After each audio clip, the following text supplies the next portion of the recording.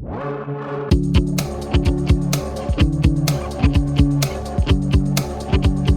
previews, la présentation de chaque équipe du top 14, une par jour pendant 2 semaines jusqu'à la reprise. 9e épisode déjà, et avec moi Pierrick, notre correspondant à Toulon.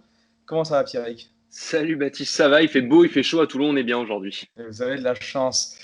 Du coup, l'indice pour découvrir Toulon, c'était le chanteur au muguet, qui fait évidemment référence à Félix Mayol, qui a donné son nom au stade.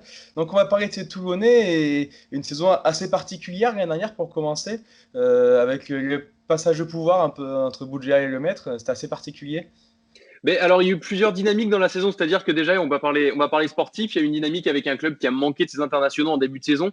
Quand je dis ses internationaux, ça va être Reben Etzebet, Baptiste Serin, Beka Gigashvili, plein de joueurs, Emeric Setieno, des joueurs qui sont arrivés après le mondial. Donc, il y a eu une forme de rodage en début avec des joueurs qui ont fait le boulot, qui ont permis au club de se maintenir à flot. Et c'est vrai qu'après, le retour des internationaux a apporté une vraie dynamique avec Toulon qui a enchaîné une série, je ne veux pas dire de bêtises, mais comme 12 matchs sans défaite, ce qui a permis à Toulon de se placer en Challenge Cup, de terminer premier de son groupe, qui a permis au club de se reclasser également en top 14. Donc c'est vrai qu'il y a eu plusieurs dynamiques sportives et je vais te faire comme à peu près tous les clubs, mais ça s'est arrêté à peu près au pire moment de la saison. On se disait que l'équipe commençait à être lancée, on allait avoir des retours de blessures comme Anthony Triard ou Julien Rito un peu pour le money time. Donc voilà, c'est une saison qui était particulière sur le terrain avec plusieurs dynamiques. Et après, c'est vrai que dans les bureaux, il y a eu quelque chose d'un peu exceptionnel qui s'est passé avec la fin du mandat Mourad Boudjelal qui a cédé ses dernières parts du club à Bernard Lemaitre, donc qui était déjà propriétaire et qui est devenu président du club de Toulon la saison passée. Donc, ce passage de pouvoir, quelque part, avec la crise, il a pu se faire évoluer encore plus, car pendant quelques mois, il n'y a plus de compétition du tout. J'imagine que le club a continué sa nouvelle structuration. Alors, le club a continué à se structurer. Alors, il faut savoir que Bernard Lemaitre était déjà là depuis plusieurs mois, plusieurs années même. Bien Et sûr. donc, il avait déjà commencé un travail de fond. Mais c'est vrai il y a eu un nouveau cap qui a été franchi par le club pendant la crise du coronavirus, ou alors juste après, pardon, puisque il y a notamment Patrice Colazo qui a été prolongé jusqu'en juin 2025. Donc, c'est vrai que le club est en train de se structurer. On est vraiment sur un changement d'air. Le changement d'air attendu depuis 2016, en gros, est le départ de Bernard Laporte. Il y a eu du tâtonnement, il y a eu Mike Ford, il y a eu Fabien Galtier, il y a eu Richard Cockerill. Et voilà, on a le sentiment qu'on rentre vraiment dans quelque chose de durable avec Patrice Colazo qui vient de terminer sa deuxième saison et qui est donc au club jusqu'en juin 2025 sur le papier. Patrice Cloazot, justement, aussi, c'est un peu lié entre les deux. Il était un peu là avant, il est encore là. On a senti qu'il avait aussi un peu de mal à prendre ses marques au début, tout le monde n'a pas eu les résultats escomptés. Ça y est, il est en place maintenant. Alors, il faut quand même dire qu'il a pris un effectif qui était beaucoup celui de l'entraîneur précédent, c'est-à-dire Fabien Exactement. Galtier, avec une grosse déception avec l'élimination en barrage de top 14 à Mayol contre le Loup sur un match nul. Enfin voilà, c'est un club qui était dans la difficulté quand Patrice Colazo arrive. Patrice Colazo, on sait que c'est un entraîneur qui aime bien mettre son empreinte sur le club, qui aime bien avoir du temps pour travailler. Et d'ailleurs, en ce sens, c'est pour ça qu'il a été prolongé jusqu'en 2025, parce qu'il a besoin de prendre ses marques, de mettre son empreinte sur le club. Et je pense que voilà, la première saison, c'est pas super surprenant qu'il y ait eu ces résultats-là, parce que tout le monde était en train de se chercher. Et là, voilà, il a pu avoir un premier mercato l'été dernier où il a vraiment été chercher des joueurs dont il avait besoin, que ce soit, voilà, il a fait signer des mecs comme Etzebet, des mecs comme Payoa, un joueur sur lequel il comptait beaucoup. Enfin voilà, il a pu aller chercher des joueurs, Julien Herito, Théo Dachary. Et voilà, là, il a commencé à mettre son empreinte sur le club et c'est vrai que ça s'est ressenti sur sa deuxième saison, que ça s'est beaucoup mieux passé pour le RCT. D'accord. Il a aussi structuré son staff, avec l'arrivée notamment de Julien Dupuis. Tu peux nous en parler un peu? Alors, Julien Dupuis, en fait, qui remplace numériquement Sébastien Thiusborn, mais également Kaosé Laolala, pardon, qui était au club et qui est parti en cours de saison. Donc voilà, Julien Dupuis va reprendre les skills et le mouvement des trois quarts. C'est un entraîneur qui arrive qui a entraîné pour la dernière fois au Stade français, voilà, qui va apporter son expertise. C'est un ancien demi-mêlée international, donc qui devrait apporter, oui, son expertise et son expérience au RCT.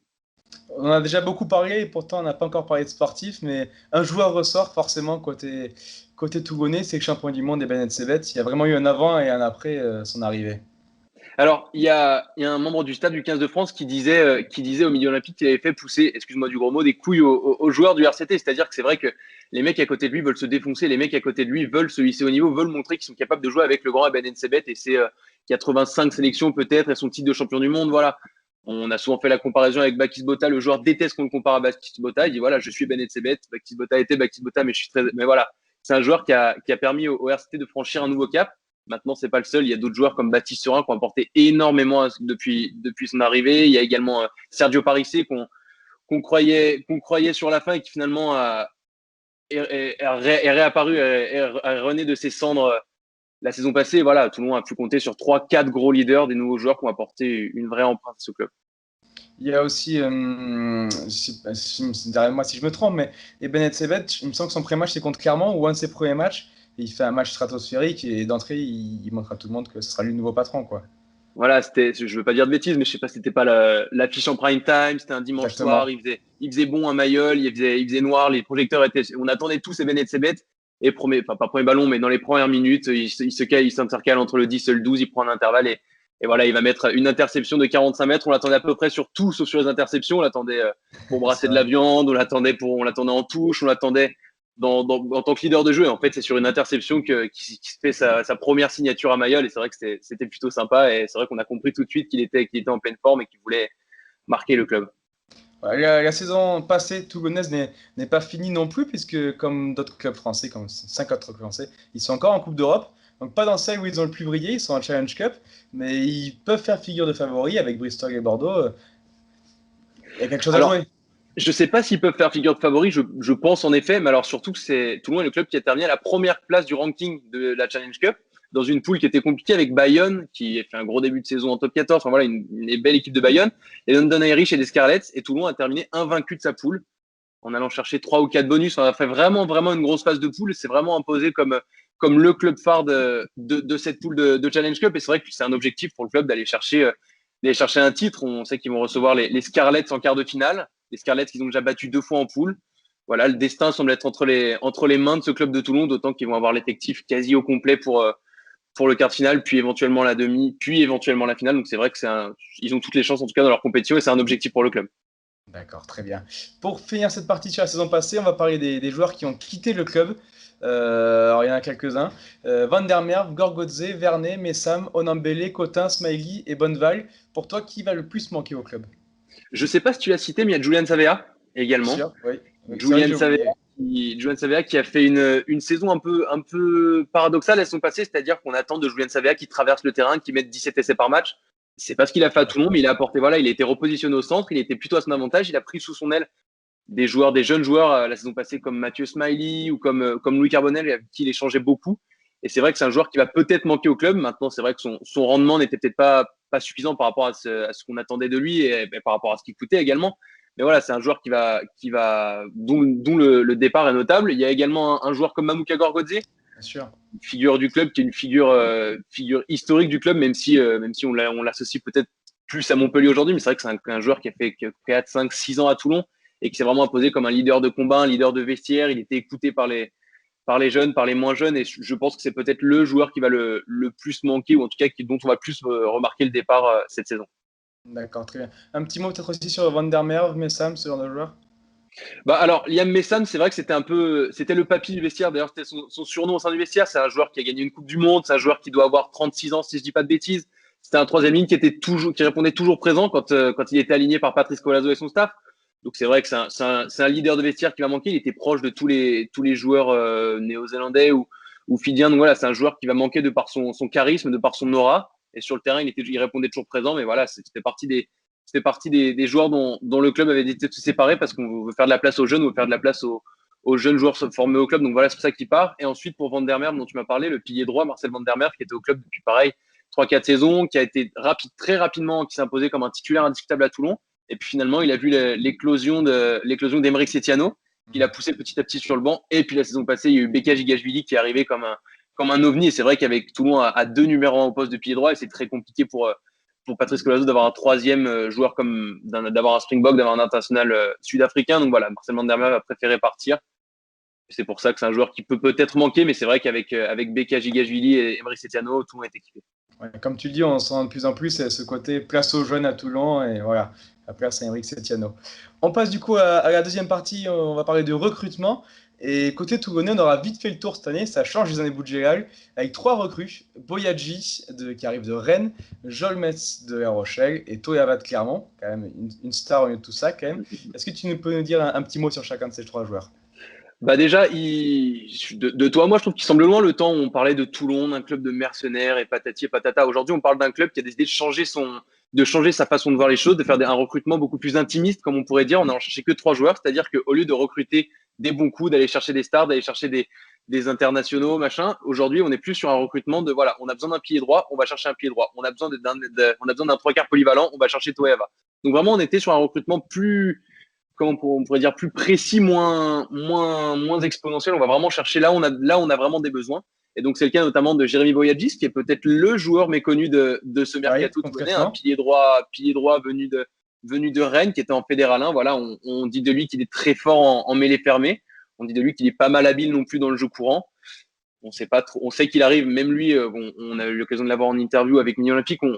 Il attend pas à devenir numéro 1 et à s'imposer, Bien à aller sûr. en équipe de France, à devenir le meilleur pied droit de l'histoire en une saison. Mais il aimerait bien se faire une petite place, découvrir un peu ce niveau-là, se faire un peu des armes et peut-être venir concurrencer à un moment ou à un autre Beka Gigashvili et Emeric Setieno, dont on a déjà eu l'occasion de parler. On a ensuite Toeava, dont tu as parlé, champion du monde All Black. Voilà, le joueur que Franck Azema, le manager de Clermont, décrivait comme le joueur le plus talentueux qu'il avait eu entraîné. Voilà, là, on parle d'une méga star qui est un peu en difficulté avec un mollet depuis le début de saison, mais bon, qui va revenir petit à petit. Et en fait, là où il est précieux, Toeava, c'est d'une part qu'il parle français, vraisemblablement, selon les dires du staff. C'est un joueur qui connaît le top 14, qui connaît les exigences du top 14. C'est un joueur qui va faire le lien, comme pouvait le faire Messam, avec les joueurs de l'hémisphère sud et de l'hémisphère nord. C'est un joueur avec une expérience énorme et surtout, c'est un joueur qui a un tel vécu qui va pouvoir apporter à cette jeunesse toulonnaise, à ces Louis Carbonel, Anthony Bello, à Erwan Dridi, tous ces jeunes joueurs qui composent la ligne de trois quarts, il va pouvoir leur apporter une véritable expérience, une véritable expertise. En plus, c'est un joueur polyvalent qui peut jouer de tous C'est les ça. postes du 10 au 15. Donc, c'est vraiment un joueur qui va apporter quelque chose, une plus-value. Et je pense d'ailleurs que les Clermontois, les supporters clermontois sont un peu mordus les doigts de le voir partir chez l'ennemi juré toulonnais. Mais c'est vrai que Bien c'est un sûr. joueur qui va apporter une vraie plus-value à RCT quand il sera sur pied. Et le dernier joueur, c'est Thomas Jolmes. Donc, Thomas Jolmes qu'on a vu devenir l'un des meilleurs deuxième ligne du top 14 pendant ces années rochelaises et qui est resté sur une saison un peu plus compliquée où il n'a disputé que 3 matchs. On le disait en conflit un peu avec la direction. Et c'est vrai qu'il vient se relancer à Toulon où il vient, il l'a dit, il l'a affirmé, il vient avec une forme de fidélité pour Patrice Colazo. Il a été contacté par plusieurs clubs, mais c'était une évidence pour lui de rejoindre son mentor, le coach qui lui avait donné son premier contrat pro, le coach qui lui a permis de s'imposer en top 14. Et voilà, c'est un joueur qui aujourd'hui se dit encore un petit peu en surpoids, se dit pas encore prêt physiquement à 100%, mais c'est un joueur qui est fort, qui pousse fort en mêlée, qui est pas mal habile dans les airs, qui se déplace beaucoup, qui peut jouer à droite comme à gauche, un peu plus à droite, mais qui peut jouer des deux côtés. Et voilà, c'est un joueur qui peut complètement exploser à Toulon si les étoiles s'alignent pour lui. D'accord, très bien. Juste pour revenir 30 secondes sur Toeava, tu as raison d'insister sur le fait que c'est un joueur polyvalent. Je ne sais pas si tu te souviens à l'époque où clairement avec toutes ses blessures et c'est presque sur le maintien, il avait joué absolument à tous les postes. Il était pompier de service, on l'a fait jouer 10, on l'a fait jouer. Et vraiment, il est sauvé, enfin pas sauvé, mais c'était pompier de service pour Clermont pendant ces quelques mois très difficiles. Je ne sais pas si tu te souviens, il était Tout à fait. partout. Tout à fait. Alors, je pense qu'aujourd'hui, il a moins ces cannes d'antan qui lui permettent de Bien jouer dans sûr. le triangle d'arrière, peut-être. Je sais, peut-être qu'il va Ça nous reste un joueur surprendre, vieillissant quand même. mais c'est un joueur qui a 35, 36 ans, 34. Alors, voilà, c'est un joueur qui a 34 ans, pardon, voilà, je l'ai noté. Donc, c'est un joueur qui a peut-être plus ses cannes de l'époque, mais c'est un joueur qui peut aujourd'hui jouer en 10, en 12, en 13. Enfin, imagine quelque chose comme, je sais pas, mais Baptiste Sera en 9, Louis Carbonel en 10, Anthony Bello en 12 et Toé en 13. On est sur des joueurs qui puent le ballon tous les uns plus les uns que les autres. C'est des joueurs qui comprennent le jeu, c'est des joueurs qui. Et voilà, avoir Toyava, c'est vrai que ça bonifie un peu une ligne de trois quarts et c'est vrai que c'est un joueur qui va apporter énormément. D'accord, très bien. On passe, peut-être aussi, tu voulais me parler d'un autre joueur qui est arrivé l'an passé, mais qu'on n'a pas eu Et oui, tout l'occasion à de fait. voir.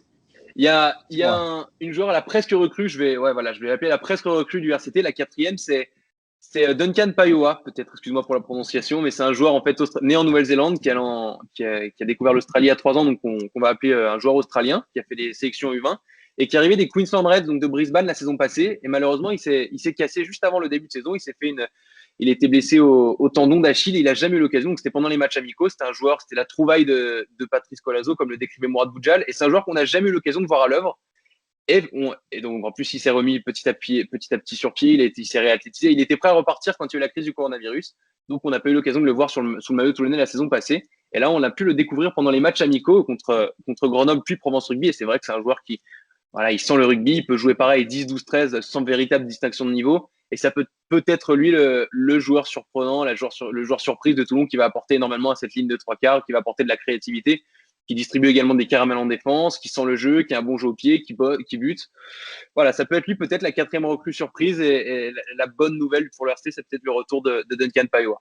Et du coup, qui s'est bien remis de sa blessure, du coup, grâce au confinement, quelque part. Alors, Patrice Colazo dit qu'il n'est aujourd'hui qu'à 70%, mais alors s'il est à D'accord. 70% aujourd'hui, c'est très prometteur pour la suite, parce Ouais. que contre Provence Rugby, notamment, il a joué 47 minutes, il me semble, et il a marqué, il a fait 3 passes décisives. 2 pour Très Julien bien. Rito, une pour Erwan Dridi, donc en plus, avec Julien Rito, ça marchait bien au centre. Enfin voilà, c'est plutôt des signes très positifs pour la suite de la saison si Duncan Paiva reste à ce niveau de performance. Très bien, un jeune joueur très prometteur. Alors, on passe à la thématique suivante et à l'effectif. Selon toi, où est-ce que le club est le mieux armé et où est-ce qu'il est le moins bien armé, à quel poste?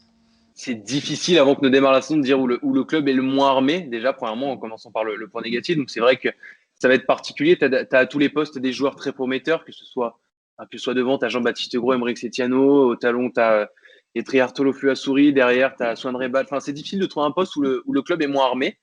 Alors Par moi, je me contre, disais là où. peut-être Rosel, excuse-moi de te couper, mais où on a eu par habitude l'habitude d'avoir des vrais stars Rosel à Toulon, c'est moins le cas en ce moment. Alors, tu as peut-être moins des finisseurs qu'à l'époque, mais tu as des joueurs qui sont très solides dans les airs, qui sont très solides dans les 1 contre 1, que ce soit en défense comme en attaque. Je pense à quelqu'un comme Daniel Péfan, qui n'a pas de sélection, Oui, qui est un joueur dont on ne parle pas énormément, mais qui est peut-être, à mon avis, très sous-coté, parce que c'est un joueur qui va toujours marquer ses quelques essais dans la saison, qui va être indiscutable, qui va jamais se trouver dans les airs. Il y a Gervais Cordin, qui peut jouer en 11, en 14, mais également à l'arrière, qui a tapé aux portes de l'équipe de France et qui est très prometteur. Tu as Erwan Dridi, qui est international U20. Enfin, voilà, il y a peut-être moins un Chris Ashton, moins un Drew Mitchell ou un Abanak à l'époque, bien sûr. mais malgré tout, tu as des joueurs sur lesquels Patrice Colazo compte absolument.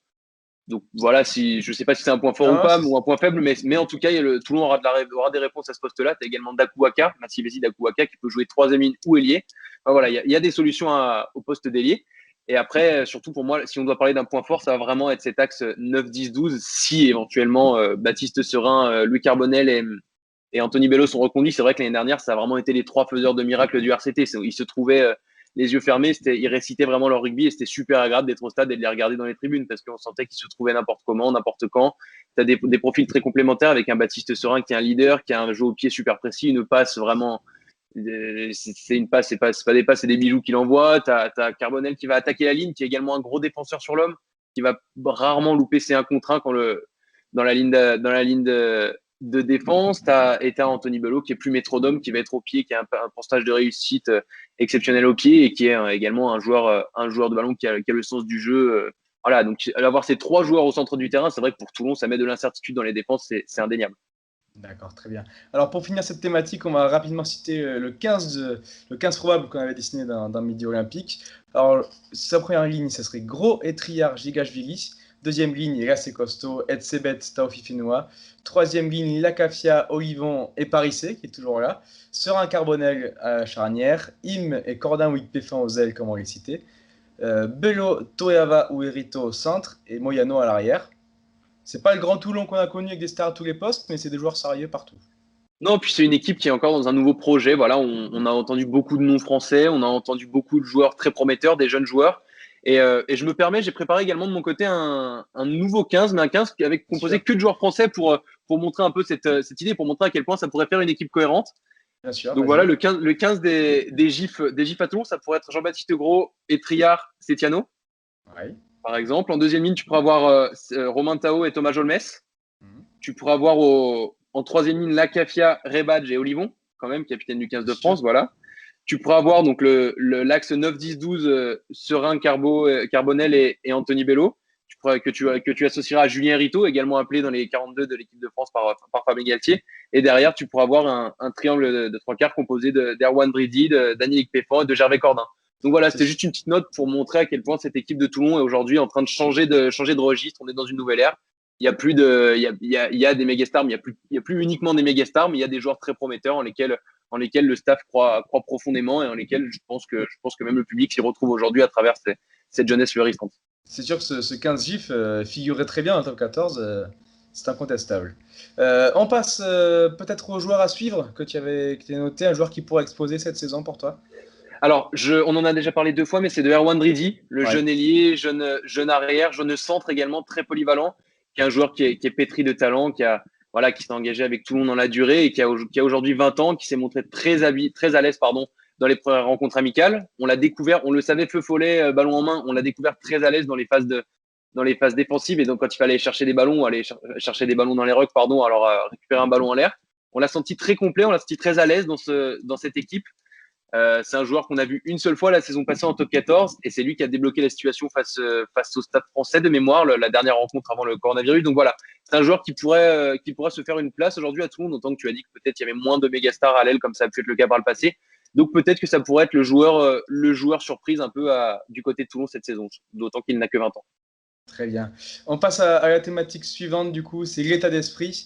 Comment tu sens ces Toulonnais, toi qui échanges un peu avec eux depuis le début de saison? Comment tu les sens? Ils ont eu 2 matchs amicaux, malheureusement pour eux, que contre des équipes de Pro D2. Ils n'ont pas pu s'antagoner contre des équipes top 14 encore, mais comment tu les sens? Alors, c'est une équipe qui veut travailler, alors comme beaucoup d'équipes de top 14, j'imagine, mais qui veut travailler dans la continuité de la saison passée, c'est-à-dire garder cette dynamique positive avec un jeu qui commence à se mettre en place, avec une mêlée très forte, donc voilà, c'est une équipe qui veut travailler dans la continuité.